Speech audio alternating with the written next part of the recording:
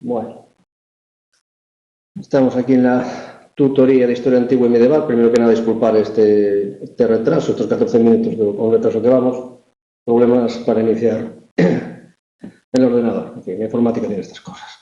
Bueno, como os dije en la anterior tutoría, en la que hablamos del Imperio Bizantino, hoy nos dedicaremos a hablar del Islam, de los primeros siglos del Islam y del contexto un poco de la península arábica en estos momentos. Hemos visto el último día, y hemos comentado un poco de pasada, introduciendo este tema, cómo esa vertiginosa e inesperada expansión del mundo islámico, ese nuevo Estado islámico que se crea en estos momentos en torno a los descendientes, los sucesores de Mahoma, va a coger por sorpresa tanto al Imperio Bizantino como al Imperio Persa, que agotados por esa guerra en la que se habían enfrentado duramente en época de Heráclito y de Cosroes II, pues había provocado un debilitamiento mutuo que en cierta forma facilitó, junto a otros factores de los que ya hablamos, como por ejemplo esa disidencia monofisita muy presente en la zona occidental del Imperio Bizantino, en la zona de Egipto, Siria, Palestina, eran básicamente, y sus patriarcas eran oficialmente monofisitas, y que, en cierta forma, ante la política de intransigencia del Imperio Bizantino con el monofisismo, pues abrieron, en cierta forma, las puertas a un enemigo infiel, pero que les ofrecía cierta tolerancia religiosa que no encontraban paradójicamente en el bando cristiano ortodoxo en el cual pertenecía. Bueno, en primer lugar, hay que hablar un poco, introduciendo este tema, de lo que es el contexto en estos momentos en torno a inicios de la Edad Media en Arabia. Arabia fundamentalmente es un país, como sabéis, la península arábica fundamentalmente está cubierta en su mayor parte, toda su parte central, por desiertos, donde prácticamente no viven más que ocasionalmente pastores que se desplazan entre esos desiertos, y la zona más habitada, la zona más poblada, que ha sido siempre tradicionalmente la zona próxima a la costa. La costa, tanto fundamentalmente la costa occidental, lo que tenéis ahí, os acabo de señalar, y también la parte sur y oeste, esta zona que va desde el Yemen hasta Omán. Estas dos zonas, en cierta forma, se diferenciaban bastante. El sur de la península arábica, lo que es básicamente Yemen, esa franja costera que va desde Yemen hasta Omán, lo que tradicionalmente en esta época se llamaba los yemeníes, la parte yemení de los árabes, tenía unas características climáticas un poco distintas al resto de Italia. Estaba afectada por los monzones del Océano Índico, y era una zona también que, al contar con ciertas elevaciones montañosas, eso impedía que la aridez del desierto, en cierta forma, afectara a la zona, y hacía que las lluvias monzónicas quedaran encajonadas, en cierta forma atrapadas por esas cadenas montañosas en esta zona costera. Lo cual hacía de ella una zona bastante más habitable que el resto de Arabia y, sobre todo, más fértil agrícolamente. Por lo tanto, en esta zona siempre, desde tiempos antiguos, siempre hubo un gran desarrollo de la agricultura y una civilización bastante desarrollada. Es famoso, por ejemplo, el ejemplo de la reina de Saba, que aparece citada en la Biblia. Pues el reino de Saba, fundamentalmente, estaría situado en la zona de Yemen, y sería esa Arabia feliz, esa Arabia Félix, de la que hablaban también los autores clásicos. Con todo, las referencias a Arabia, incluso está Arabia Félix tanto en la literatura antigua como incluso en textos del Próximo Oriente, como por ejemplo los registros astirios, son siempre muy, muy escasos.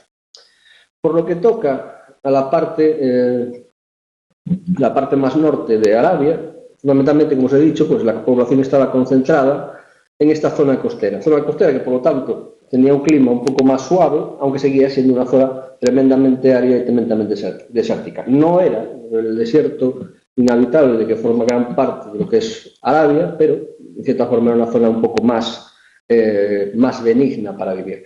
Y sobre todo estaba en relación, y esto es muy importante, estaba en relación con vías muy importantes de tráfico comercial desde la antigüedad. Desde la antigüedad, y en este momento, a inicios de la Edad Media, siguen teniendo mucha importancia. De hecho, la seguirán teniendo prácticamente durante toda la dominación árabe, después el Imperio Otomano y prácticamente hasta época contemporánea, estas rutas comerciales han sido tremendamente importantes. Una era la que conectaba Egipto con el Índico, y por lo tanto el Mediterráneo servía de paso entre el Mediterráneo y el comercio índico, el comercio que se dirigía hacia la India, hacia la zona oriental, el extremo oriente, China, y que era la entrada tradicional de toda una serie de productos como las especies, determinados productos de lujo, primero en Oriente Medio y después posteriormente en el Oriente Medio de Occidente.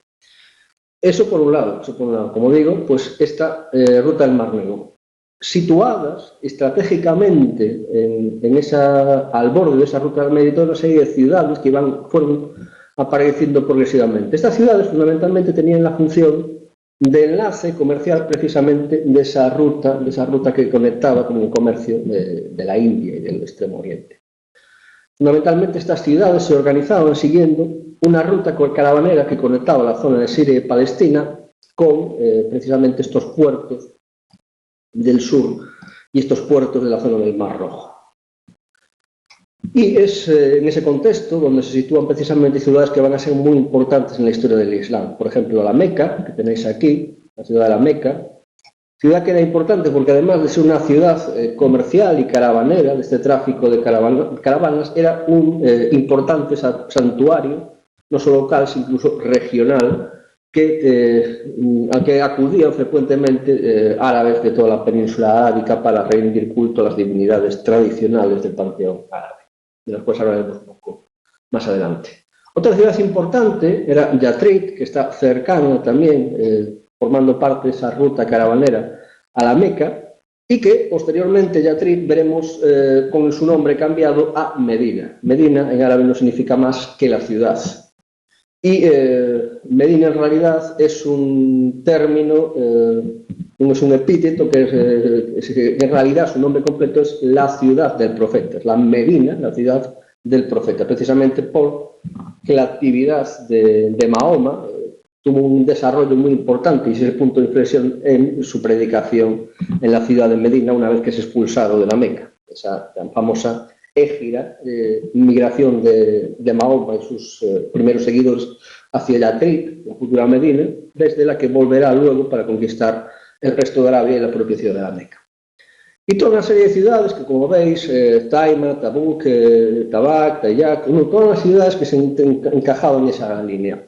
Por lo tanto, el otro punto interesante de la península arábica era que fundamentalmente conectaba con Mesopotamia y con el Golfo Persio, que era otra de las vías de acceso a ese comercio hacia las Indias. Conectaba la zona de Mesopotamia, como digo, y estos puertos del cuerno del final del Golfo Pérsico. Bueno, en África es esto, perdón.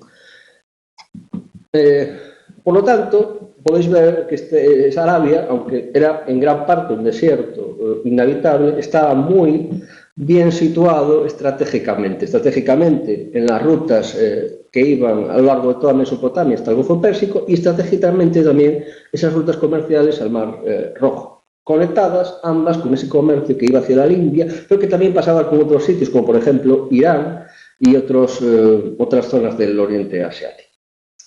Por lo tanto, si vemos esta situación tan privilegiada y este punto intermedio en que está situada la península arábica, inmediatamente podemos entender que es una zona que interesa mucho tanto al Imperio Bizantino, que en estos momentos, como sabéis, pues controla Egipto, controla la zona de Siria-Palestina, por lo tanto es fronteriza con el territorio árabe, y por otro lado también a los propios persas sasánidas, que en estos momentos el Imperio sasánida llega fundamentalmente hasta la zona de Armenia y toda Mesopotamia. Por lo tanto, Arabia está en una posición fronteriza y es crucial para el control de esos tráficos comerciales que se orientan por estas vías. Una vía que está más controlada, obviamente, por el Imperio Bizantino, esa vía del Mar Rojo, y otra que está claramente controlada, en su mayor parte, por los sasánidas.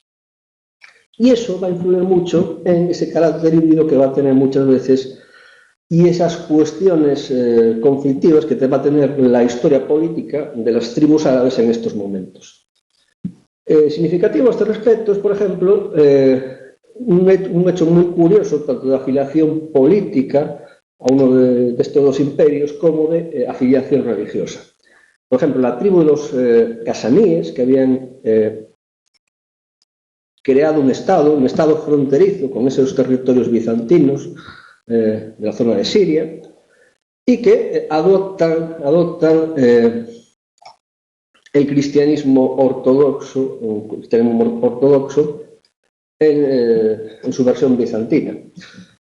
Muy curioso también es que la tribu árabe más próxima, que está justo al otro lado del Golfo Pérsico, que tenéis aquí, los lajmíes, también forman un pequeño estado tribal, un pequeño estado importante en esas zonas. Ves que son estas dos tribus que forman esos pequeños estados, que están siempre en zonas fronterizas, una con el imperio persa sasánida y otra con el imperio bizantino.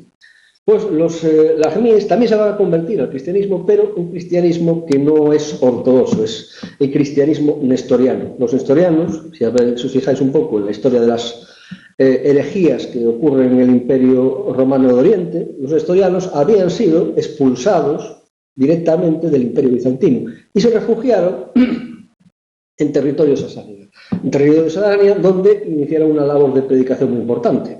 Tenemos textos nestorianos que se han encontrado, por ejemplo, en las estepas del sur de Asia, prácticamente llegando ya a China y a zona de India y al Tíbet. Con lo cual veis un poco la importancia que tuvieron los nestorianos. Pero también predicaron el nestorianismo, ese cristianismo nestoriano, entre los lajmíes.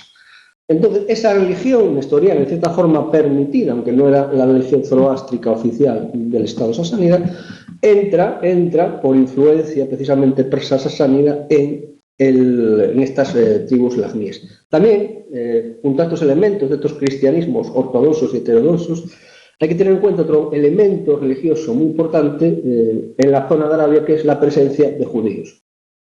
Muchas tribus árabes eran fundamentalmente tribus de ascripción judía. Tenían nombres arabizados, claramente pronunciados en árabe, adaptando la fonética tradicional de esas tribus hebreas al árabe, pero eran tribus que estaban perfectamente adaptadas y se habían aceptado perfectamente en el territorio árabe. Y incluso, como veremos ahora hablar de la predicación de Mahoma, los conflictos e intento de atraerse a esas tribus árabes judías, esas tribus judeo-árabes, va a ser uno de los elementos interesantes y importantes que definirá un poco la doctrina islámica.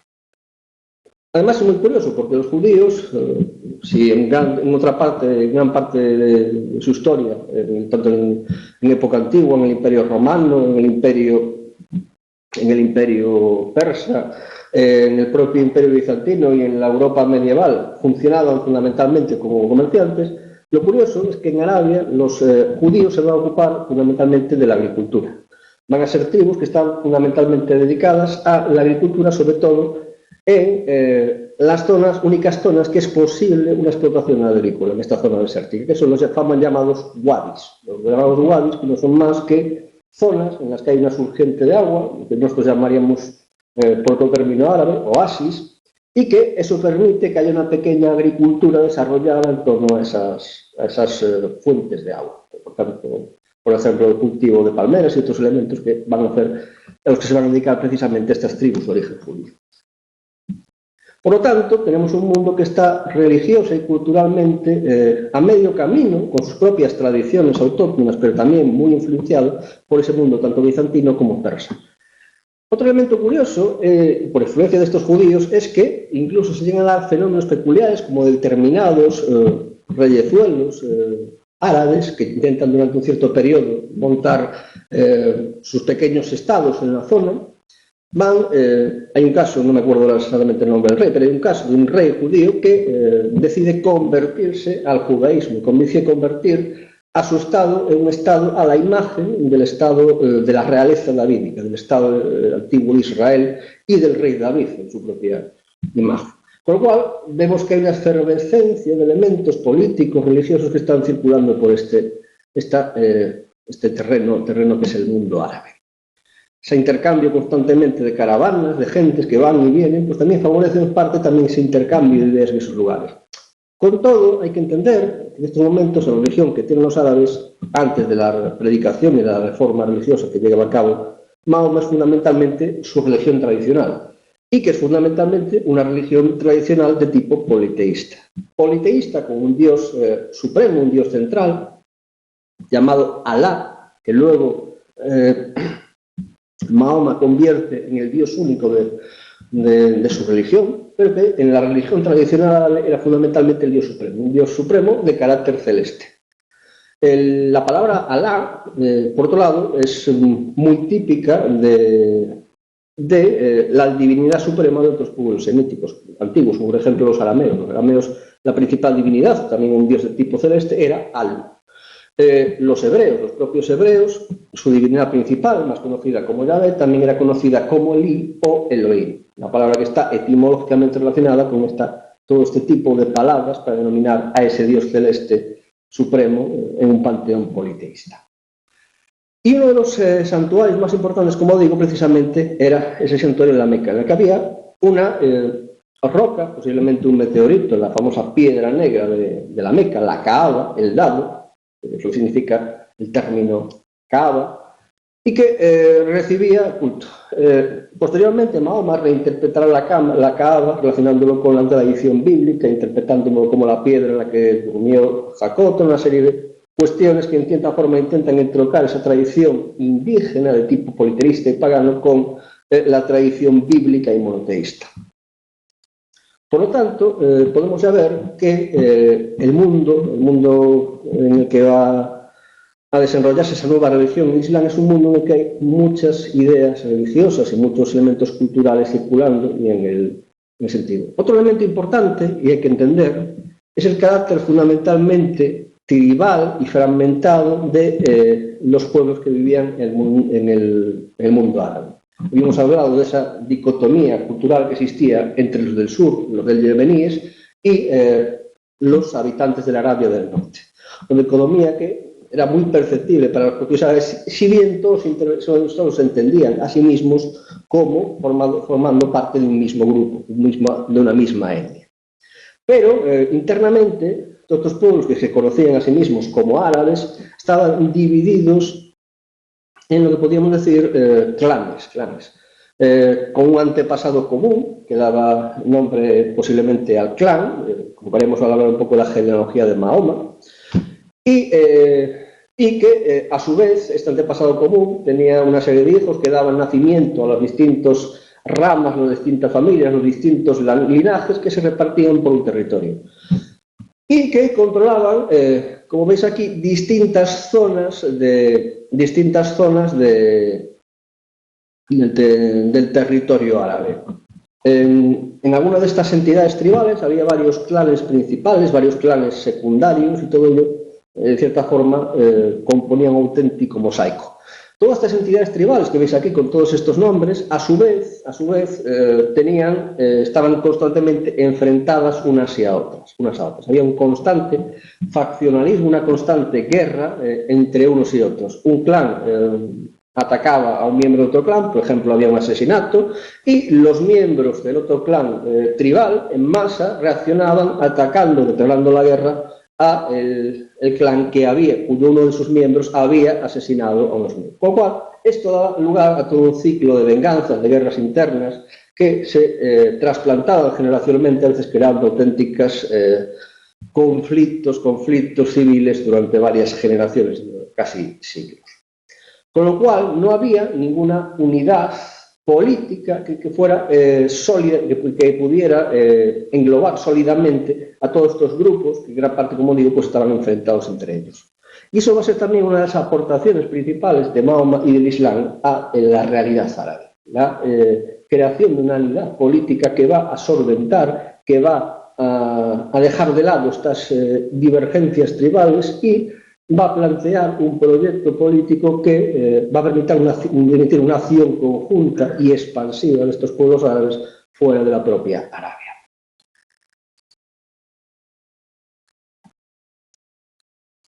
Como digo, fundamentalmente, La figura de Mahoma pues, es una figura que nace en la ciudad de la Meca. La ciudad de la Meca, que es su ciudad natal. La ciudad de la Meca, como digo, es un santuario, y el santuario de la Meca y el clan que controlaba patrimonialmente el culto del santuario de la Meca era el clan de los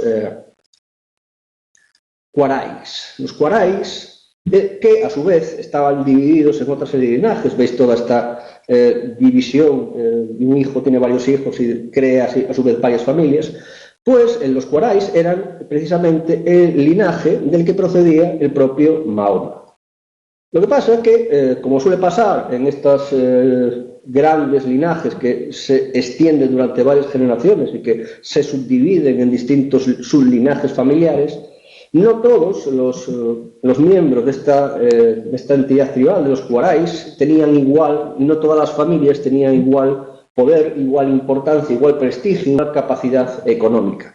Y en concreto, la familia a la que formaba parte Mahoma, en cierta forma, era una familia que había venido a menos. Mientras que otros miembros del linaje Quraysh eran fundamentalmente la élite, los que controlaban la vida política, económica y también religiosa de la Meca, en cierta forma, la familia de Mahoma estaba un poco marginada dentro de este gran parentesco familiar. Por lo tanto, la situación de Mahoma no era en principio la de un personaje que estuviera muy bien situado para influenciar la política o cualquier otro aspecto de la vida pública de la Meca. De hecho, a esta circunstancia se da el hecho de que Mahoma se queda huérfano de madre y madre, y es criado por un tío paterno que lo va a educar junto a su hijo que será Ali, que posteriormente se casará con la hija del propio Mahoma, Fátima, convirtiéndose en el yerno del profeta, del cual a su vez luego surgirá esa dinastía de los alíes que estará en el origen del chiismo.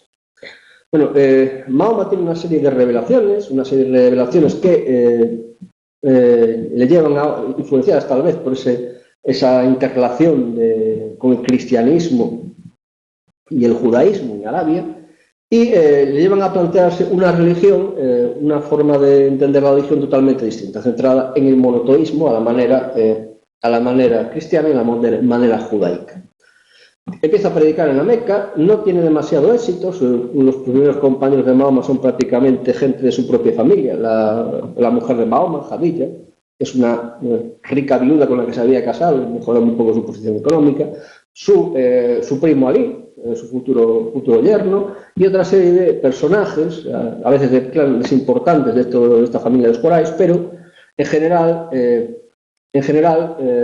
Mahoma no tuvo demasiado éxito en esta primera predicación. Y de hecho, la mayor parte del linaje Quraysh, los realmente importantes en el linaje en la propia Meca, tuvieron una oposición bastante beligerante contra Mahoma, porque fundamentalmente ellos, hay que pensar que controlaban el santuario de la Meca, y que era un santuario politeísta y de esa religión tradicional. Entonces, esa reforma en sentido monoteísta fue vista por los Quraysh como una amenaza a su papel, al papel del santuario, al papel de ellos mismos en la religión y la peregrinación a esa ciudad santa de la Meca. Por lo tanto, esa oposición obliga a Mahoma en el 622 a abandonar la Meca y dirigirse a la ciudad vecina de Yathrib, la futura Medina. Es la llamada Égira, que, como sabéis, marca el inicio del cómputo en años del mundo islámico. Mientras que nosotros contamos a partir del nacimiento de Cristo, a partir de antes de Cristo y después de Cristo, los árabes cuentan a partir de la Égira de Mahoma a Yathrib, a Medina. En Yathrib, fundamentalmente, Mahoma, que hay que entender que es un recién llegado, que llega a su vez con parientes y seguidores y que no tiene ni tierras en Yathrib ni propiedades en Yathrib, por lo tanto es una persona y sus seguidores son un grupo que tiene en cierta forma un carácter en principio marginal, no tienen todavía un puesto muy claro en la sociedad de esa ciudad, va a ganar cierto protagonismo fundamentalmente actuando como árbitro en las disputas entre las tribus árabes y las tribus que podríamos llamar, definiendo un poco lo que hablábamos antes, judeo-árabes. En concreto, había en Yathrib 3 tribus de árabes y 3 tribus judías, judeo-árabes, que tenían sus propios conflictos entre ellas. Mahoma hace de árbitro y se convierte poco a poco en una especie de jefe de Estado en la ciudad de Yathrib, la ciudad de Medina. Y va, a través de su predicación, ganando adeptos en la ciudad de Yathrib.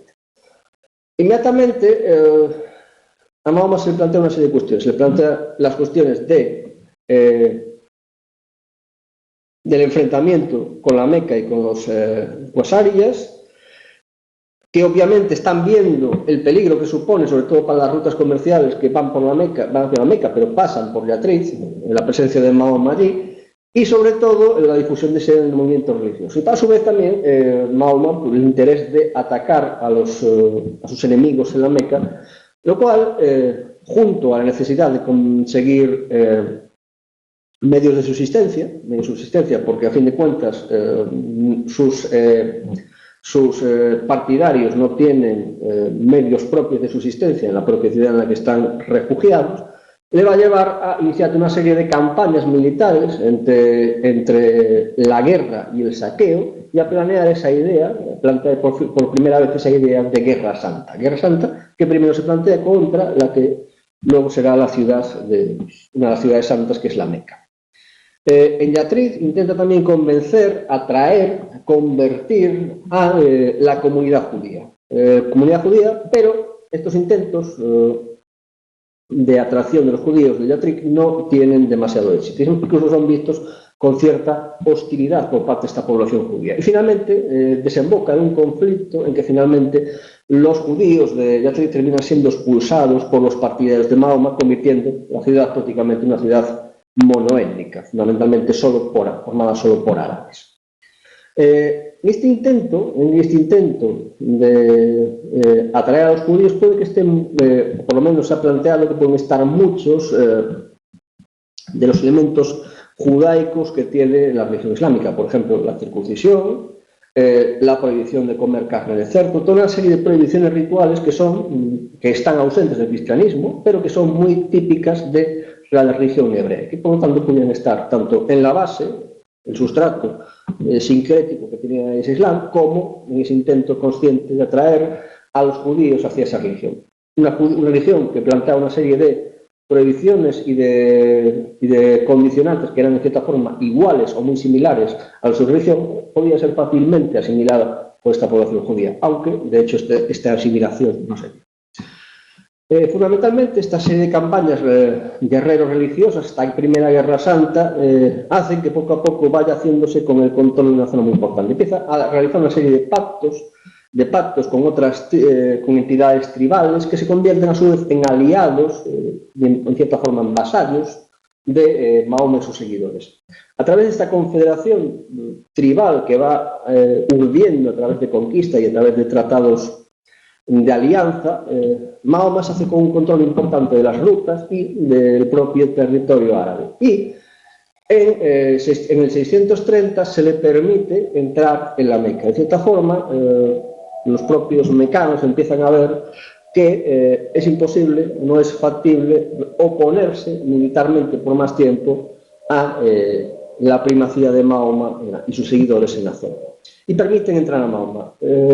Los actos de Mahoma en su entrada en la Meca son fundamentalmente la destrucción de los ídolos que se situaban alrededor de la piedra negra de la Meca, que no obstante respeta y mantiene en el templo, la abolición de los cultos tradicionales y la imposición del culto al Dios único Alá. Con lo cual, en cierta forma, supone la confirmación de esa primacía de Mahoma y la implantación del islamismo, del Islam, como religión de la península arábica. De cierta forma, empieza a estar un poco asentado esa idea. Hay dos elementos curiosos. Sabéis que entre esas 5 obligaciones que tienen los musulmanes como básicas, una de ellas es la plegaria 5 veces al día. La plegaria 5 veces al día orientada hacia la Meca. Inicialmente, hasta que en cierta forma se rompió esa posibilidad de convertir a los judíos de Yathrib, a partir de este momento llamada Medina, la ciudad del profeta. A partir de ese momento, antes de este momento, la plegaria se orientaba hacia Jerusalén, haciéndose imagen con el cristianismo y con el judaísmo, pues, era la ciudad santa por excelencia, y por lo tanto la plegaria, hasta ese momento de ruptura y posibilidad de convertir a los judíos, pues estaba orientada hacia Jerusalén.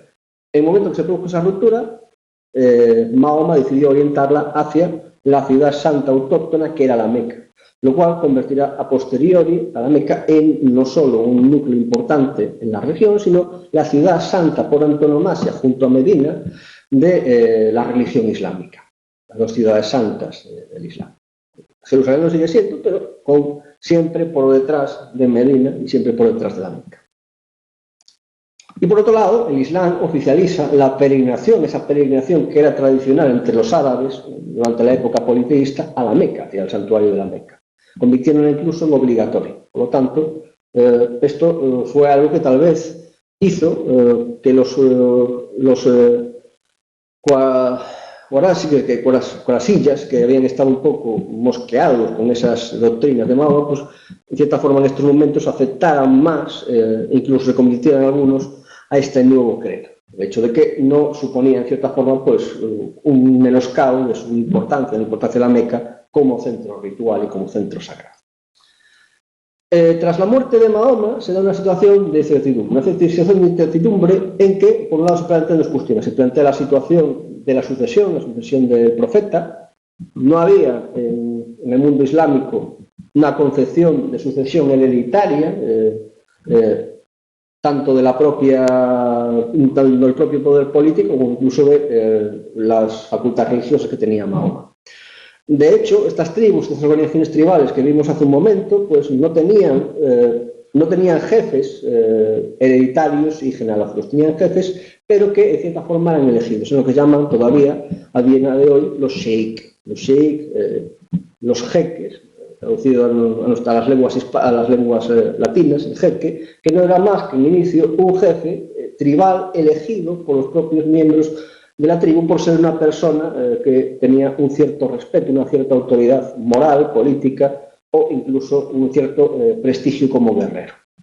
Pero no era más que una autoridad, de cierta forma, transitoria, de cierta forma aceptada consensualmente por la tribu y que no llevaba nunca un carácter hereditario. Por lo tanto, cuando se plantea la sucesión de Mahoma como jefe de la comunidad, de la Umma, de la comunidad de los creyentes, la comunidad islámica, se plantea un dilema. El dilema se resuelve gracias a la elección de Abu Bakr, que es un personaje en cierta forma ya de cierta edad y que sigue en la línea de esta idea tradicional del jeque, pues tiene un cierto prestigio, es uno de los conversos al Islam, tiene un cierto prestigio dentro de la sociedad de la Meca. El mismo principio se seguirá en el sucesor de Abu Bakr, que será Umar. Y el mismo principio también se aplicará en el caso de Uthmar. Todos ellos serán, en principio, parte de los primeros conversos o de los primeros seguidores de Mahoma y, sobre todo, son personajes importantes, respetados y que forman parte de linajes importantes árabes, fundamentalmente de la ciudad de la Meca y fundamentalmente qurashiyas. Estos líderes religiosos no van a adoptar el título de Mahoma, no van a adoptar el título de profetas, sino el título de Jalifa Rasul Allah o Jalifa Rasul Mahoma, que no viene a significar más que representante de Alá, del profeta de Alá, de Rasul Allah, y representante del profeta. Por lo tanto, son a los que le ha sido encomendada en cierta forma, continuar la obra del profeta, pero sin tener ese carácter de líder religioso que expresa una revelación religiosa. La revelación, según la idea islámica, se produce a lo largo de la historia, tiene precedentes en el pueblo judío, tiene precedentes en el cristianismo. Ellos entienden que Jesús es un profeta como antes había sido Abraham, como antes había sido Moisés, como habían sido los profetas del Antiguo Testamento, y que el último profeta, el profeta definitivo, el que termina, concluye y define por fin la revelación en sí como algo cerrado y plenamente completado, es Mahoma. Por lo tanto, sus descendientes no son profetas, son enviados del profeta de Dios, el profeta de Alá. Bueno, todos estos primeros personajes, como digo, pues van a tener ese carácter de cierta forma de una autoridad todavía sin basarse en un principio genealógico. La otra cuestión que estalla en estos momentos junto a esa cuestión de la sucesión es la de mantener la unidad del Islam, mantener la umma, esa unidad de los creyentes, la comunidad islámica. Porque la realidad del tribalismo todavía, en estos momentos en Arabia, seguía muy viva. Entonces, inmediatamente tras la muerte de Mahoma, muchas de las tribus que habían llegado a alianzas político-militares con Mahoma se entienden que están libres de ese vínculo de alianza, que era de cierta forma, según su idea, un vínculo contractual que unía personalmente a esta tribu con Mahoma. Por lo tanto, una vez muerto Mahoma, ya no tenían, quedaba revocado esa alianza, ese vínculo clientelar que tenía con Mahoma, y por lo tanto quedaban libres para seguir actuando políticamente como les diera la gana. Y muchos de ellos incluso vuelven al paganismo, al politeísmo, o incluso son convertidos por otros profetas alternativos que había en esta época. Porque, de cierta forma, esto es interesante, Mahoma no fue el primero de los reformadores religiosos, de los presuntos profetas que hubo en la península arábica. De hecho, Mahoma es, de cierta forma, es uno más de un conjunto de revelaciones proféticas protagonizadas por distintos personajes que se van dando en esos momentos en la península arábica. La diferencia de Mahoma es que conseguirá, en cierta forma, afianzar esta idea y esta reforma religiosa y unir a todos los árabes a partir de este momento. Bueno, pues se plantea, por eso, esa especie de distensión. Esto genera inmediatamente en el conjunto árabe una especie de guerra civil entre los seguidores de Mahoma y esas tribus que hacen defección de esta alianza panárabe. Finalmente, entre Umar y Uthman van a terminar sofocando estas rebeliones y uniendo definitivamente políticamente a los árabes en esta unidad. Inmediatamente después de la muerte de Mahoma, ya en esos años 30 del siglo VI, del siglo VII, se va a producir los primeros asomos de expansión fuera de las fronteras árabes. Los primeros ataques a Siria, los primeros ataques a Egipto y los primeros ataques también al Imperio Persa, que en un plazo muy rápido de tiempo consiguen hacerse con el control de todo ese territorio egipcio y sirio-palestino, en el caso bizantino, y prácticamente de todo el Imperio Persa en un periodo de tiempo también, como digo, fulgurante. Lo sorprendente, lo que tal vez no esperaban los propios árabes, los propios musulmanes, era la debilidad que encontraron tanto en el bando bizantino como en el bando persa. El bando persa que, como resultado de esa guerra, de ese gasto tan grande que habían tenido entre Corroes II y Heraclio, pues había debilitado tremendamente a ambos ejércitos. Al mismo tiempo, juntemos las pestes, la ruina económica, pues era un campo muy abonado para, y las disensiones religiosas, que era un campo muy abonado para esas disensiones. Un punto de inflexión, volviendo al tema de la sucesión del profeta, se va a dar en el 756, cuando llegue al trono califal, que adquiera la línea de califa, Ali.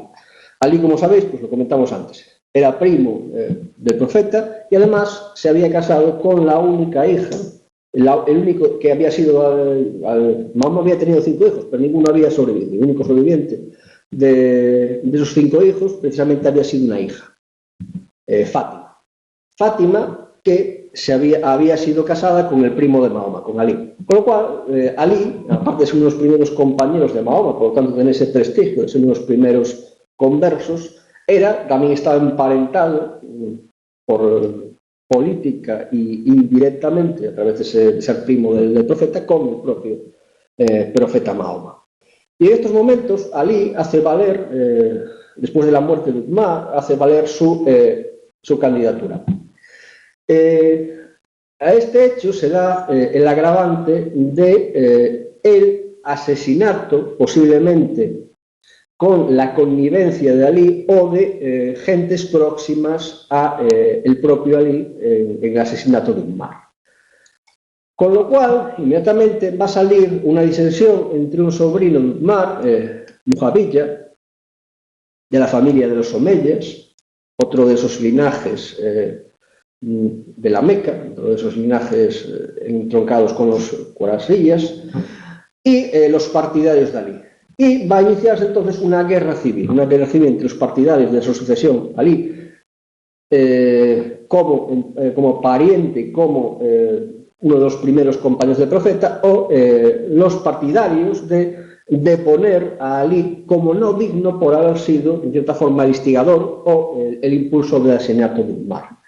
Centrado básicamente en Mujaviya. Mujaviya había sido enviado por Ummar como gobernador de Siria, y por lo tanto, y había sido uno de los responsables de la expansión árabe en esa zona, y de los primeros, y eso es importante también, los primeros asomos de guerra naval por parte de los árabes, ya que en la zona de Siria había toda una tradición naval muy importante desde época fenicia prácticamente.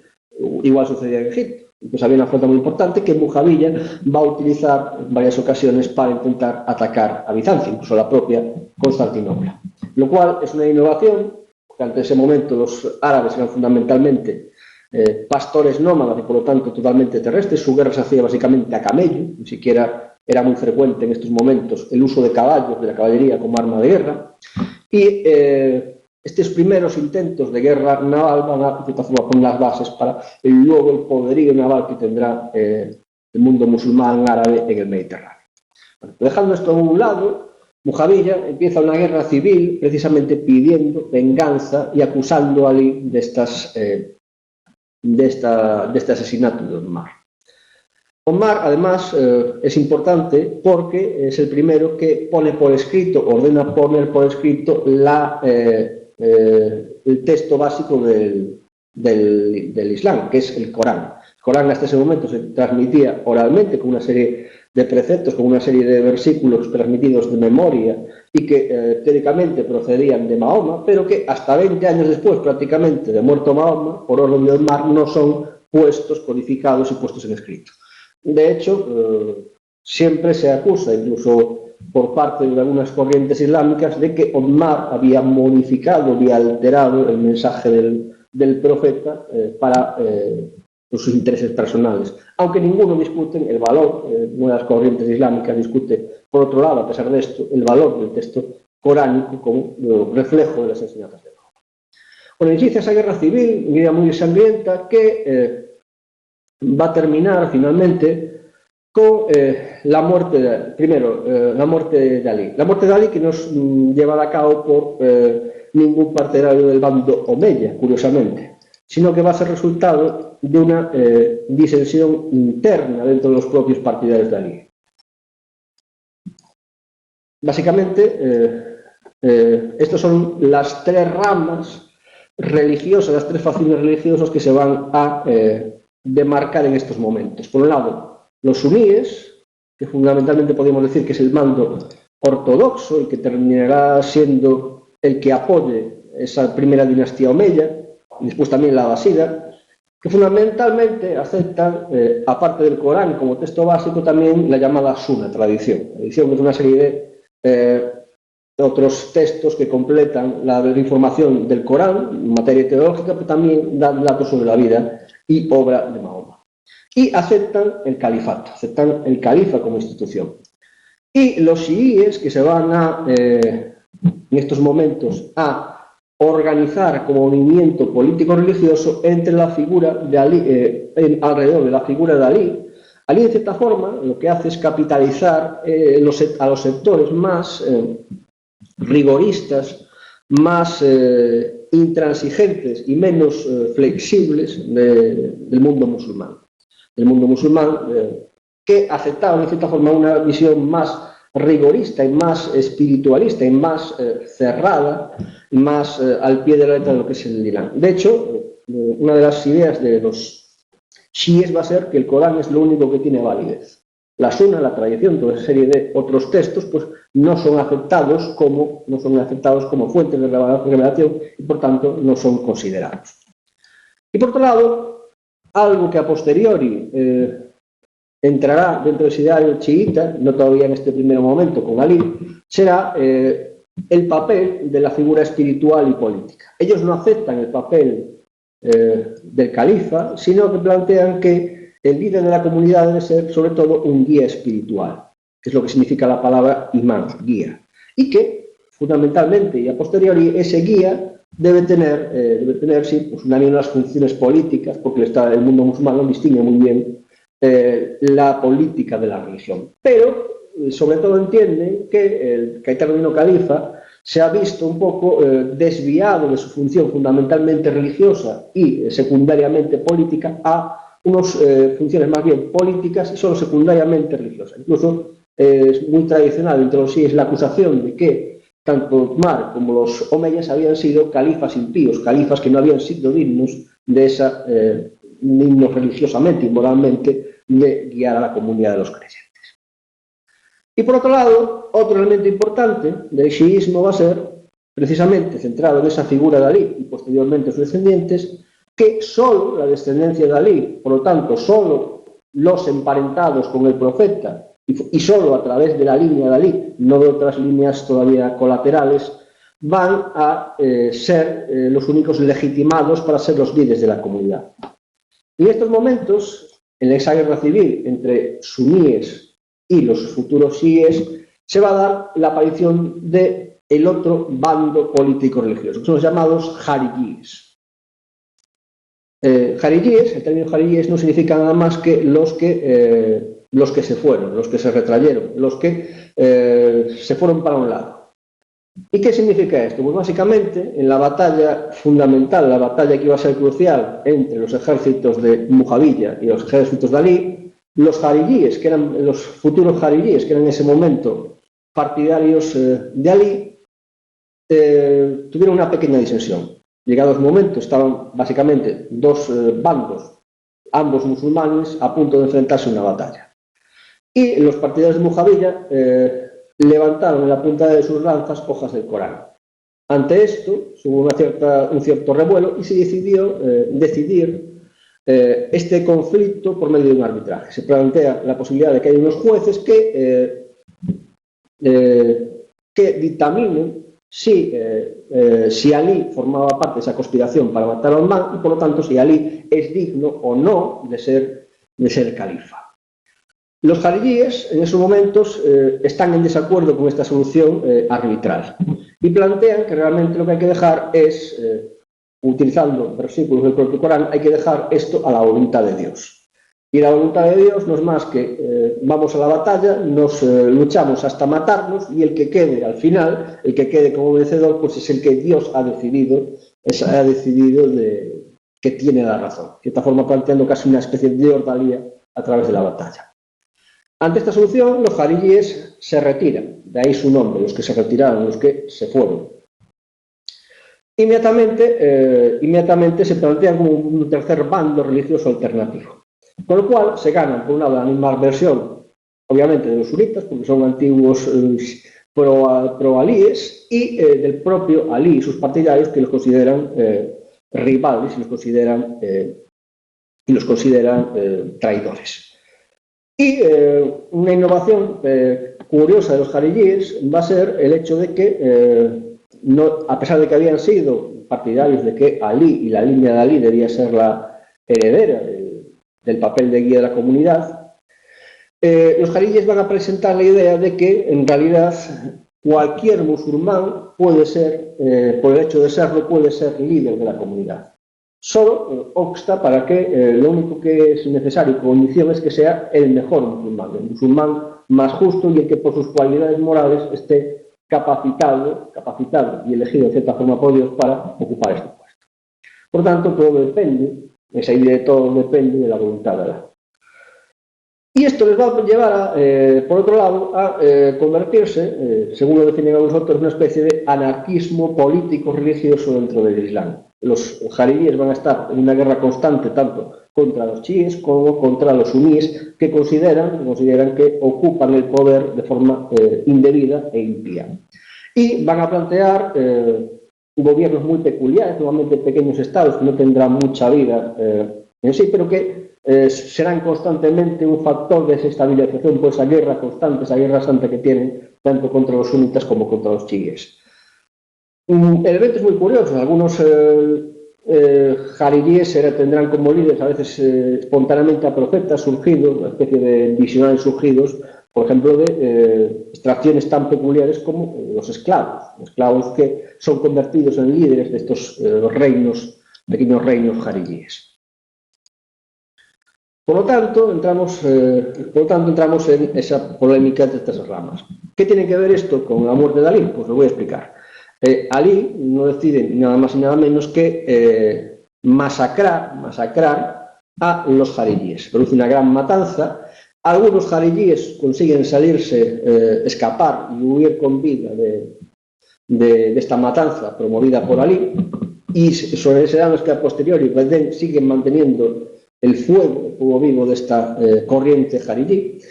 Y uno de estos jariríes que había sobrevivido a la matanza se va a acercar a Alí en su tienda por sorpresa y lo va a degollar. Con lo cual, Alí se convierte en el primer mártir, según los chiíes, de su secta religiosa, el chiismo. Por lo tanto, por otro lado, esto es interesante, ese arbitraje que se había dado entre Mujaviya y Alí se decanta por Mujaviya. Dice fundamentalmente que Uthman había sido asesinado por partidarios de Alí y que Alí, por lo tanto, estaba implicado y no era digno de tener el título de califa. Por lo tanto, inmediatamente los hombres de Mujaviya, con el refrendo de esta sentencia, van a deponer y a nombrar a Mujaviya como califa. La oposición por parte de Alí no se mantiene simplemente por ese asesinato posterior de Alí que se produce al poco de esta decisión judicial. Y Mujaviya se convierte en el primer califa de la dinastía Omeya. Dinastía Omeya que, como innovación, sí que va a crear una línea. Bueno, aquí estamos en otro tema. Tenemos a los Omeyas. Aquí está. Los Omeyas sí que van a crear una línea hereditaria y sí que van a confirmar por primera vez esa idea del poder político religioso como un elemento hereditario. Van a confirmar la idea del califato como una institución que se transmite de padres a hijos. De padres a hijos, y cuando no hay hijos directos, pues primos, parientes relacionados con el linaje Omeya que van a hacerse con el control del califato. Por otro lado, durante la época Omeya es cuando va a empezar los primeros califas, y sobre todo ya confirmado en época de Omeya, va a ser cuando va a plantearse el sistema para organizar las relaciones y la sumisión de las comunidades que son conquistadas. Y también el sistema fiscal del mundo del reino del Imperio Islámico. Fundamentalmente, el principal impuesto tiene un origen religioso, lo que llama el zakat, que tenéis aquí, y que no es más que la expansión del concepto de limosna. El zakat se entiende como una limosna que ofrecen los creyentes, pero a diferencia del cristianismo y el judaísmo, en el que la limosna era ocasional y era voluntaria, era algo que se podía dar o no dar y se daba según el buen arbitrio de cada uno, según la voluntad de cada uno, pues no. El zakat va a ser una obligación que va a tener que ser cumplida obligatoriamente y en las fechas determinadas por el creyente. Por lo tanto, se va a convertir realmente en una especie de impuesto, de tributación que va a gravar a los creyentes como tal. El resultado del zakat pues, se invirtió obviamente en la comunidad de los creyentes, en la comunidad islámica, en la Umma. Pero en estos momentos el interés de la Umma, de la comunidad de creyentes, es fundamentalmente esa expansión militar fuera de las fronteras de Arabia. Por lo tanto, uno de los principales elementos a los que se va a destinar esta limosna de origen religioso convertida en impuesto va a ser financiar al Estado y financiar la maquinaria de guerra del Estado imperial islámico. El zakat, por otro lado, podía entenderse como una contribución personal, pero también se entendía parte del zakat como una contribución por posesión de tierras. Eso afectaba obviamente solo a los musulmanes, los creyentes. Y ahora entra otro elemento que es la relación entre ese Estado musulmán y sus súbditos que no son musulmanes. Básicamente, y ese es el elemento que será importante para luego el mundo islámico, es la tolerancia hacia otras confesiones. En el Islam hay básicamente un doble rasero. Por un lado, las religiones, que podríamos decir paganas, politeístas, a los cuales la opción es directamente o la conversión o la muerte, la conversión al Islam o ser exterminados, y lo que los musulmanes llaman las religiones del libro. Religiones que tienen una revelación puesta por escrito y que tienen una serie de elementos en común con el Islam. El Islam es la terminación de estas revelaciones, señaladamente cristianismo y judaísmo, que son en cierta forma entendidos como ellos, como revelaciones previas e incompletas que culminan en el Islam. Por lo tanto, hay un cierto respeto religioso hacia esas religiones. Y posteriormente, fundamentalmente por cuestiones prácticas, también se aceptará como otra revelación alternativa en el mundo sasánida el zoroastrismo con sus textos sagrados, que de hecho en este momento, durante la dominación islámica, son cuando se ponen por escrito. Hasta ese momento habían sido en gran parte textos orales transmitidos oralmente. Bueno, pues resulta de esta tolerancia se plantea la cuestión de cómo establecer las relaciones con estos no musulmanes que, sin embargo, son súbditos de los musulmanes. Y en ese sentido es donde cobra protagonismo esta idea de dhimmis, de los no creyentes, de los infieles, de los que forman parte de esas religiones del libro. Y que pueden mantener su religión, pueden mantener su culto, no haciendo gran ostentación de él, en caso de que haya musulmanes en la zona, manteniendo cierto respeto, que dé claramente idea de que públicamente esto es un Estado bajo control islámico, pero que se les permite privadamente y en sus propios templos, de forma discreta, pues seguir con su religión. Pero sometidos a una serie de prescripciones. No, una vestimenta que no sea igual a los musulmanes, por lo tanto ya hay una diferenciación clara entre quién es musulmán y quién no. Los musulmanes pueden llevar turbante, los dhimmis no. Una serie de elementos que ya nos crean un poco una separación. Pero por otro lado también, en el plano fiscal, si los creyentes tenían que pagar esa limosna, ese zakat, los dhimmis se van a ver gravados por una serie de impuestos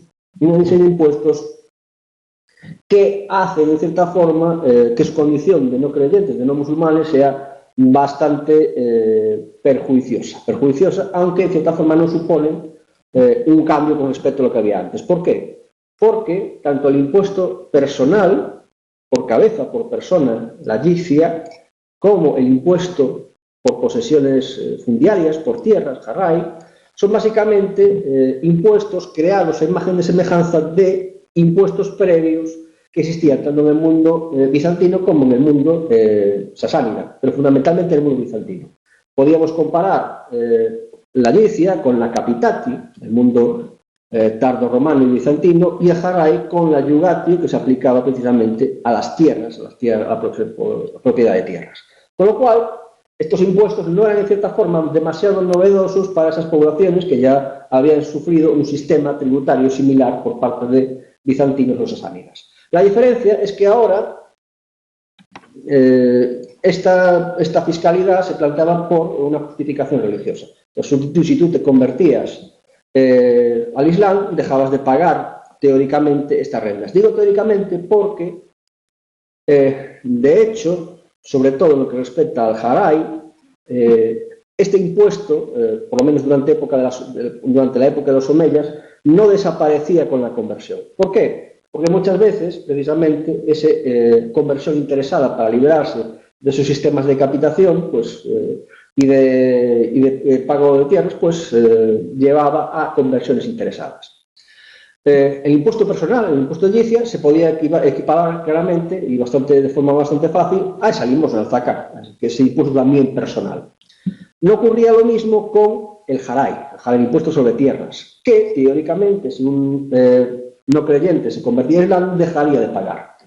Pero ante el menoscabo que suponía estas conversiones masivas potencialmente e interesadas para el fisco del naciente imperio islámico, el jaray terminará convirtiéndose en un impuesto general sobre las tierras, que pagaban tanto musulmanes como no musulmanes. Lo único que cambiaba era el nombre del impuesto, pero el monto, incluso la cantidad que había que pagar por esas contribuciones de tierras no cambiaba. Simplemente, lo que antes se pagaba llamándolo jaray, se pagaba ahora llamándolo zakat y por concepto de tierras, en vez de ser esa tributación personal. Por lo tanto, realmente no a veces los dhimíes que se convertían en muslimes, en musulmanes, no cambiaban demasiado su situación económica, demasiado positivamente su situación económica por la propia conversión. Esto fue así básicamente en época de los omeyas y de hecho pudo ser uno de los motivos de descontento con respecto a la política de los omeyas en distintas zonas del imperio. Ese carácter privilegiado que acabaron teniendo los árabes con respecto a la población no árabe que estaba sometida y que aunque se convirtiera pues seguían pagando más o menos los mismos impuestos que pagaban cuando no eran árabes. Y llevó esto a la aparición también de una institución, los llamados maulas, palabra que luego queda en castellano como la palabra maula.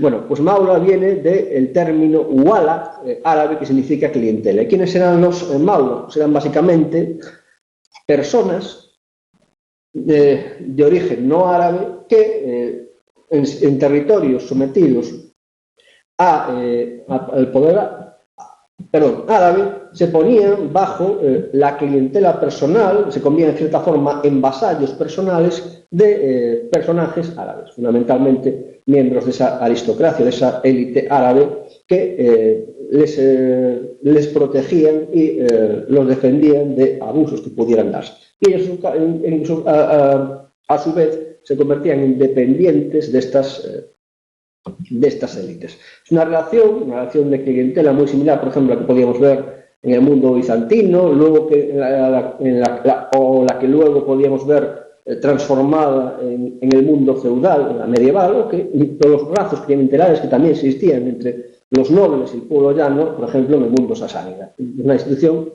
que tiene ese sentido de clientela personal favorecido por esa posición privilegiada que tenían durante la época omeya las élites árabes con respecto a la población musulmana o no musulmana, pero de origen no árabe.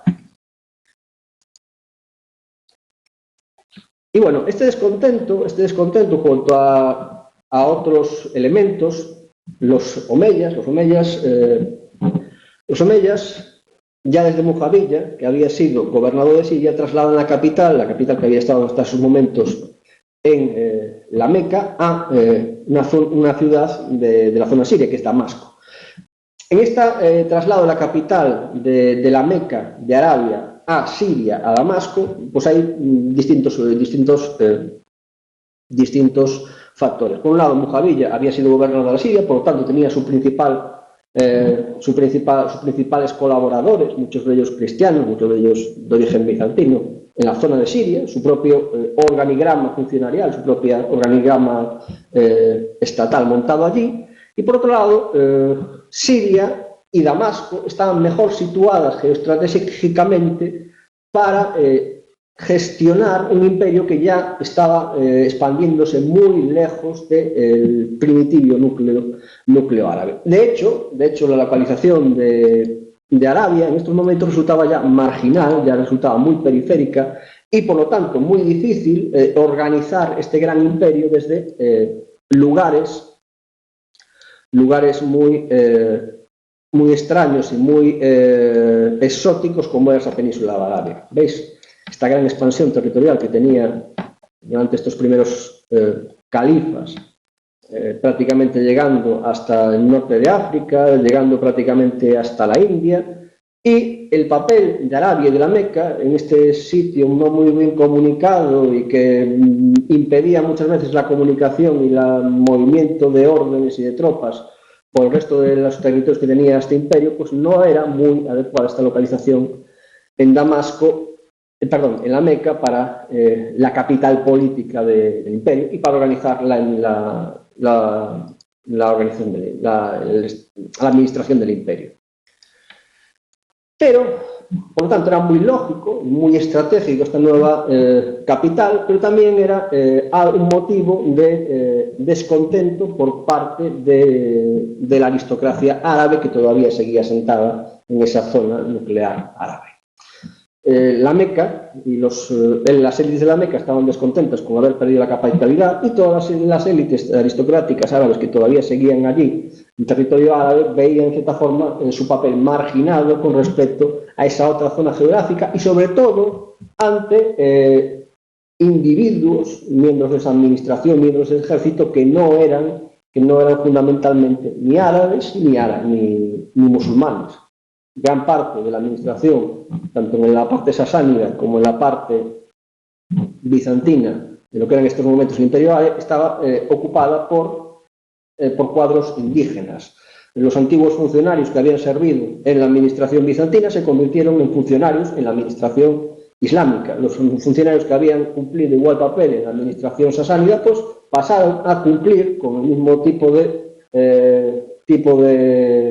departamentos, de formularios, de mismo tipo de organización, ese mismo papel en el mundo islámico. Y los omeyas lo único que hicieron fue mantener esa administración local y aprovecharla para cimentar este imperio.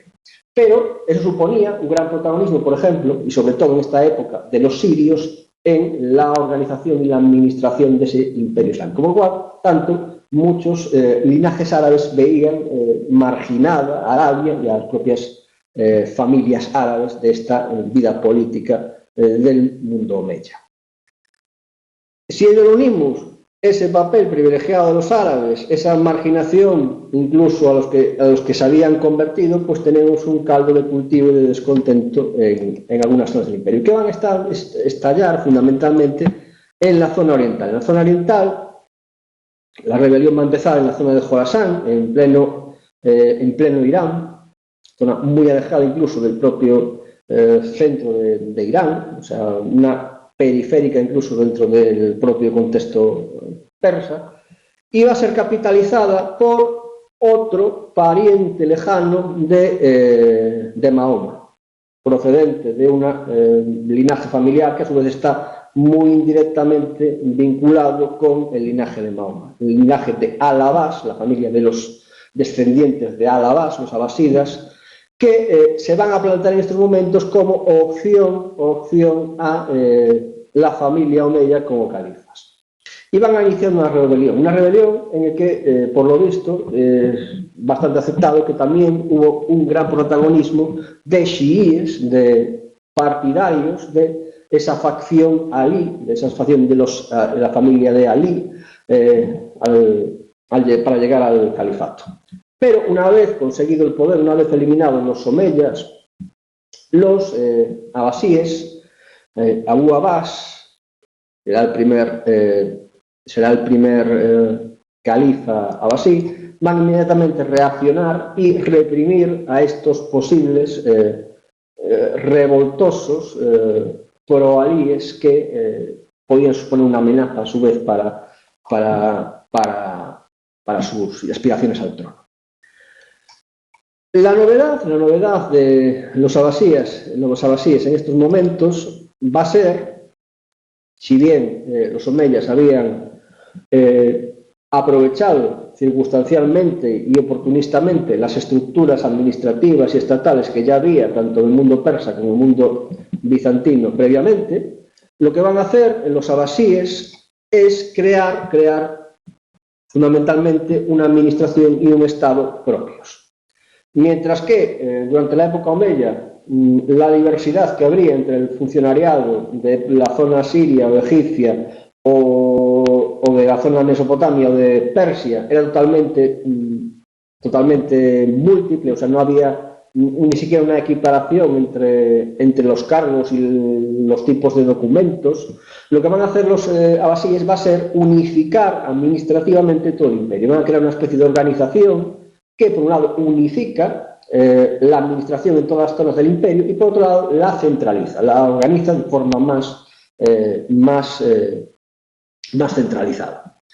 Y todo ello lo van a conseguir a partir de una serie de instituciones. En la cabeza de todo, como siempre, está el califa que tiene ese poder religioso y político supremo. Pero por debajo, justo del califa, está una figura nueva, que es la figura del visir. El visir es una especie de primer ministro que tiene por debajo de sí a toda una serie de funcionarios de burocracia que se ocupa de distintas parcelas de la administración del Estado, los que llaman los kutab, los escribientes. Y la administración del Estado se organiza en lo que se llama diwan. El diwan es tanto la administración central, es decir, el conjunto de la administración, la propia administración que está en la capital, que ahora se desplaza hacia la zona de Mesopotamia, hacia la ciudad de Bagdad, que es fundada, es noble en la propia Mesopotamia, en Irak.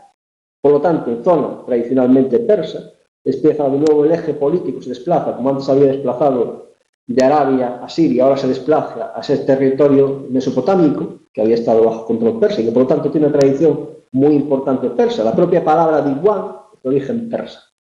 Pues el diwan es tanto la administración central, los departamentos que están en la ciudad de Bagdad y esos ministerios que están en esta forma en la ciudad de Bagdad, como los distintos departamentos en que se subdivide toda la administración. Hay diwanes que están en distintos puntos del imperio y el diwan como conjunto está a su vez dividido en otros diwanes, en otros departamentos administrativos. Hay un diwan, por ejemplo, de finanzas, hay un diwan, por ejemplo, son como ministerios. Lo que pasa es que se aplica la misma palabra para los ministerios, que son diwanes particulares, como para el Estado, la administración en su conjunto, que también recibe la palabra diwan. Bueno, esta administración uniforme, con distintas secciones, organizada, centralizada, relacionada a todas las administraciones regionales con esta administración central en Bagdad, y a su vez también una serie de gobernadores provinciales. Gobernadores provinciales que se van a denominar como emires. Los emires son gobernadores, por lo tanto, tienen un papel político y por lo tanto también militar, controlan las tropas que están acantonadas en sus circunscripciones, pero también cumplen funciones religiosas. El emir, en la ciudad en la que actúa como capital de su emirato, de su provincia, pues también actúa, como igual que el califa, en la capital, se ocupa de dirigir la oración de los creyentes en la mezquita, presidir los oficios y, en cierta forma, actúa ocupando ese mismo papel político-religioso a menor escala y en representación de la autoridad central, que es el califa. Por lo tanto, los abasíes van a crear realmente un Estado, una organización administrativa y un organigrama propio totalmente ahora árabe. Árabe, pero como digo, pues con mucha influencia, tanto el propio desarrollo que se había dado durante los omeyas, reutilizando la administración local de cada territorio, como ahora en estos momentos, fundamentalmente con mucha carga de esa tradición administrativa sasánida donde se sitúa la nueva capital, Bagdad.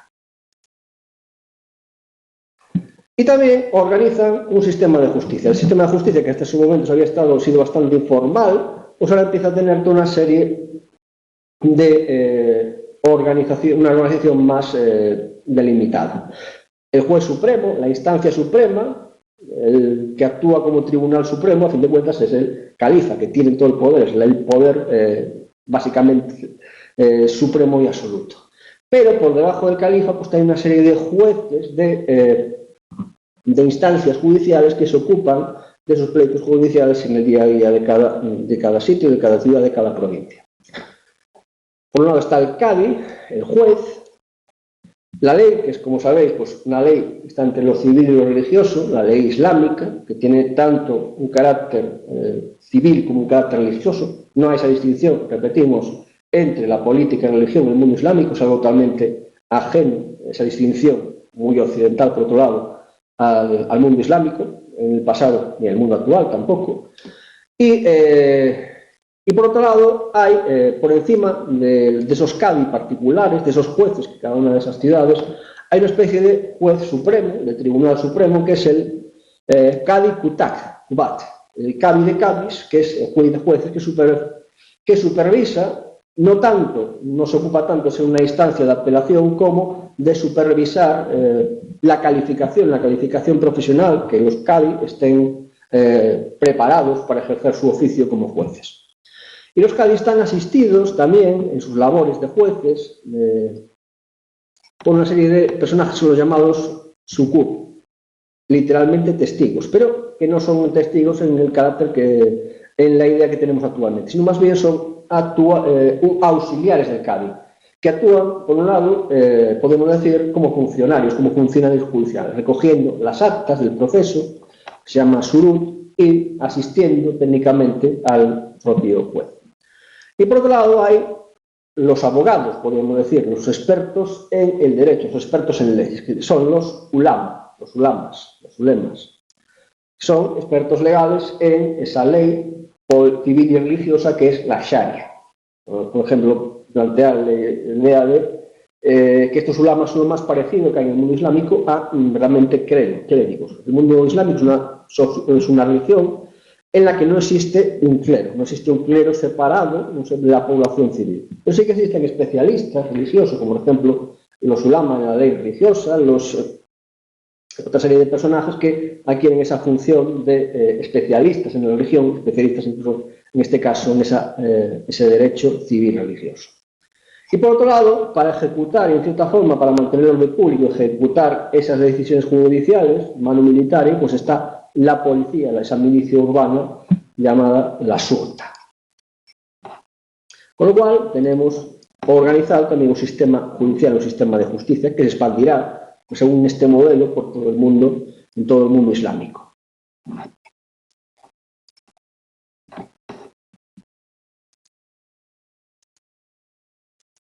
Y volvemos ahora, al hablar de los abasíes, a un elemento interesante. Habíamos visto que los abasíes habían, de cierta forma, llegado al poder apoyados por ese bando pro-Alí, esos futuros chiitas, que en estos momentos son reprimidos por los propios abasíes una vez lleguen al poder.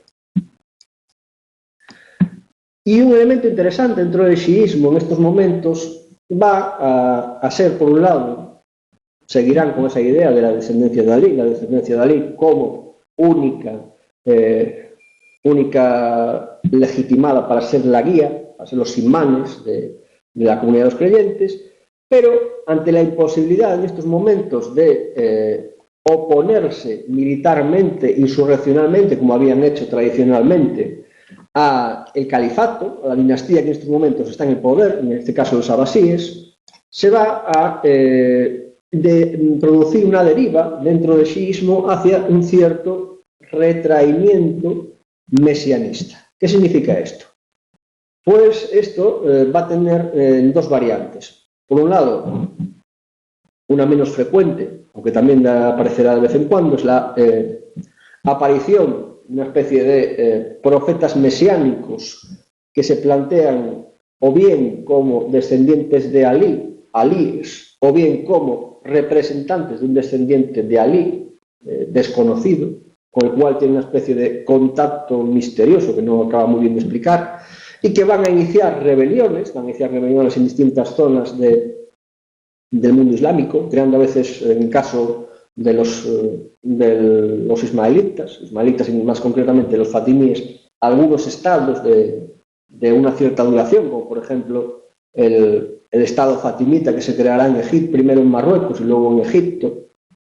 Pero sobre todo la mayor parte de los chiitas van a optar por un retraimiento y una no intervención en la vida política. Si mientras durante los siglos anteriores, durante el conflicto entre Mujawiya y Alí, durante la época omeya, habían de cierta forma optado por la acción política y militar, ahora se van a decantar por un cierto pacifismo y por un retraimiento en espera de la llegada, en el fin de los tiempos, de una especie de Mesías llamado Mahdi, que acabaría con esos gobernantes impíos y que repondría a los verdaderos elegidos de los chiíes en su lugar que les merece.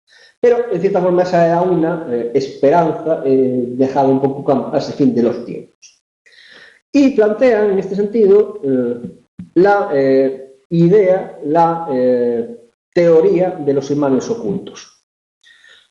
El descendiente directo de Ali, Hussein, había sido asesinado en Kerbala.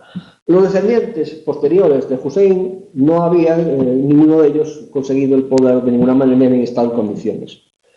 Y según las distintas ramas chiíes, llegado un momento en esa descendencia interrumpida de Ali a través de los hijos de Hussein, se produciría la llamada ocultación. En el caso de la corriente más mayoritaria, los llamados duodecimanos, el último Ali, el último emir, el famoso Muhammad, que tenéis aquí, ese emir número 12, directamente fue ocultado por Dios, por Alá, de las malas artes de los califas omeyas.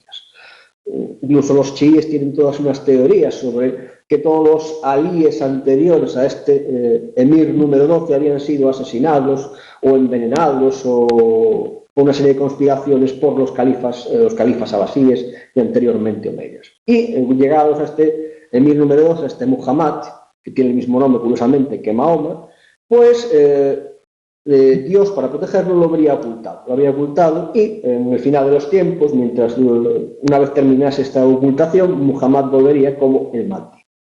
Según otras variantes, la ocultación de ese emir se había producido varias generaciones antes.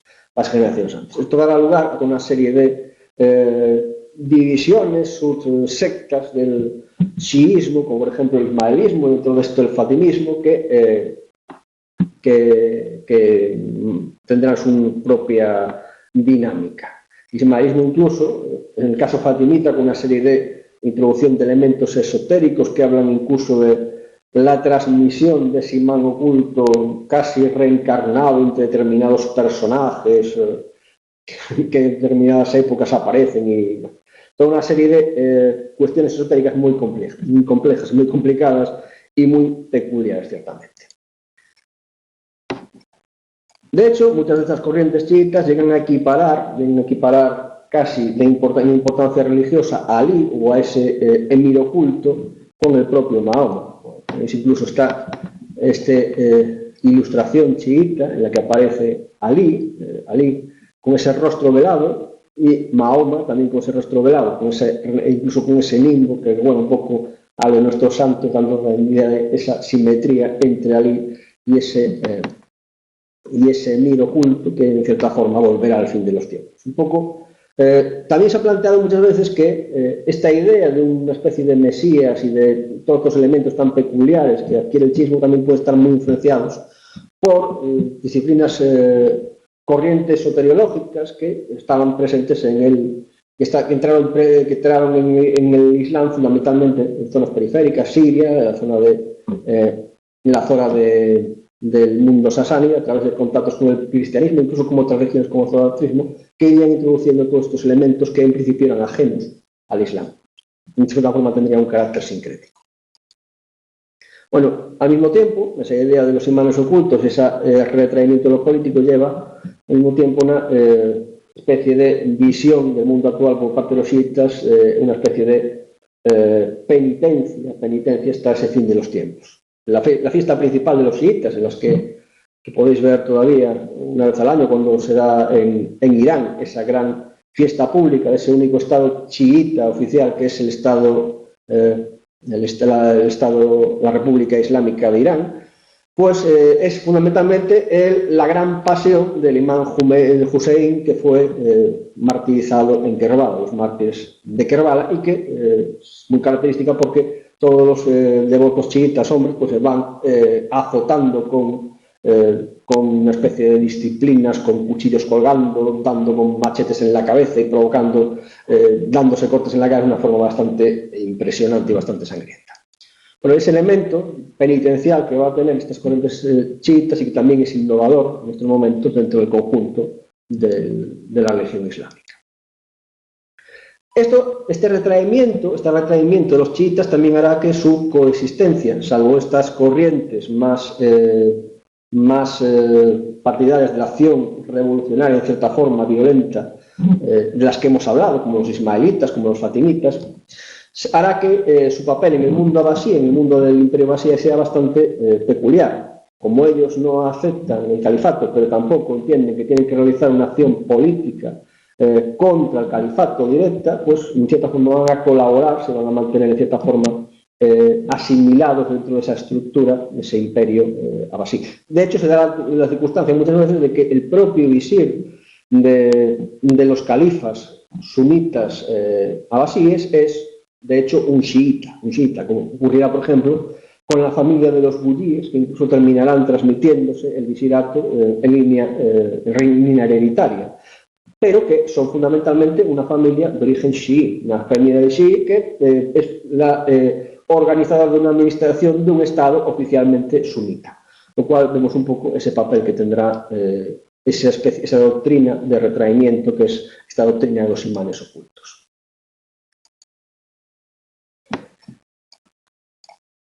Y para dejar un poco terminada esta tutoría y ir acabando, si los abasíes habían conseguido, en cierta forma, unificar y centralizar el conjunto tan amplio que en estos momentos ya cogía desde prácticamente el norte de África, sabemos que la zona de Al-Ándalus, la península ibérica, se desgaja en estos momentos. Se desgaja gracias a un omeya, que el único omeya superviviente de la matanza que organizan los abasíes, que llega a la península ibérica y que toma el poder. Bueno, pues toda esta zona tan amplia, que podéis ver que va prácticamente, cubre gran parte de lo que había sido el antiguo imperio romano, en su parte mediterráneo, el submediterráneo, en su parte oriental, a excepción de Asia Menor, y también el imperio persa sasánida. Como veis, es un imperio muy amplio. Y cuando se plantea un imperio muy amplio, como había pasado al imperio romano, se plantea inmediatamente el problema de la administración y de mantener la unidad y el control de toda la región del imperio. Y esto les va a ocurrir a la larga a los abasíes. Los abasíes, aunque consiguen crear un sistema estatal centralizado con una burocracia, van a tener bastante poca capacidad a la larga de acción sobre distintas zonas que geográficamente están muy alejadas, como por ejemplo puede ser el norte de África, lo que ellos llamarán la provincia de Ifikrilla, o por ejemplo las zonas más orientales de su imperio, donde empiezan a aparecer toda una serie de dinastías, de pequeños principados, de pequeños reinos que inmediatamente van a escapar al control directo de los monarcas abasíes. Ocurre así en el norte de África, en Iquilia, donde se suceden, por un lado, los sabladíes, que se convierten en independientes, estando primeramente formando parte del califato abasí. Los sabladíes se hacen independientes, aunque teóricamente reconocen al califa como soberano supremo. Después son sustituidos por esa corriente chiita de los fatimíes, luego los fatimíes se van para Egipto y crean allí su propio estado, enfrentado al califato, principados kurdos que aparecen por esta zona. Armenia tampoco está muy controlada en estos momentos. Entonces se produce en estos momentos una fragmentación del poder abasí que va a ir poco a poco royendo las bases de la monarquía abasí. Al mismo tiempo, hay otro elemento importante, que es la presencia, cada vez más importante, de extranjeros, en concreto tropas de origen turco, en la política de los abasíes. Y esto termina dando lugar a un cierto predominio militar, y no solo militar, sino también político, de los turcos, de determinados jefes turcos, sobre incluso los propios califas abasíes. Se crea en esos momentos lo que se da en llamar la dualidad entre, por un lado, califato, que es una institución política y religiosa, y por otro lado, sultanato. El sultanato, en principio, el sultán es un jefe militar, una especie de jefe militar, el general en jefe, y que va a ser creado por jefes turcos bajo el que gobiernan tropas turcas y que teóricamente está puesto al servicio del califa. Teóricamente, pero en realidad este jefe militar termina siendo también en realidad el que a nivel político sí termina siendo en realidad el jefe de gran parte del territorio todavía controlado por los abasíes. Con lo cual se producen realmente los monarcas abasíes se terminan convirtiendo realmente en una especie de, cada vez una figura más decorativa, se terminan casi convirtiendo, como había sucedido antes con los emperadores romanos en Occidente, en figuras prácticamente rehenes o prácticamente soberanos de trapo, controlados por los sultanes, por esa nueva institución que es el sultanato turco.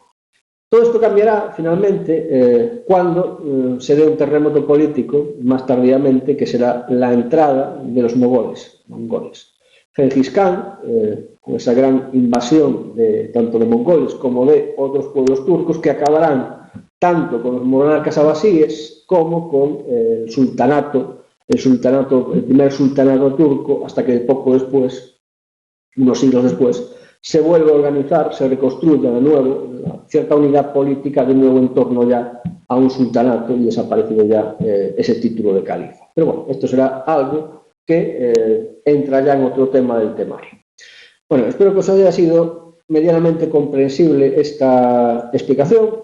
Es de nuevo un tema muy complejo y que, de cierta forma, tiene muchas aristas que ver. Pero bueno, como siempre, cualquier duda que tengáis podéis consultar. Sabéis que la PEC, a partir de hasta el día 10 de enero, podéis colgarla para que sea corregida. Creo que el plazo de presentación de la PEC empieza el 20 y termina el 10 de enero, si no recuerdo mal. Pues, la PEC, los que tentéis por la opción de la evaluación continua, y los que optéis por el examen, pues cualquier duda que tengáis o bien cualquier duda con la PEC, pues podéis consultarme a través del foro o bien a través del mail, sin problemas. Bueno, esto es todo por hoy.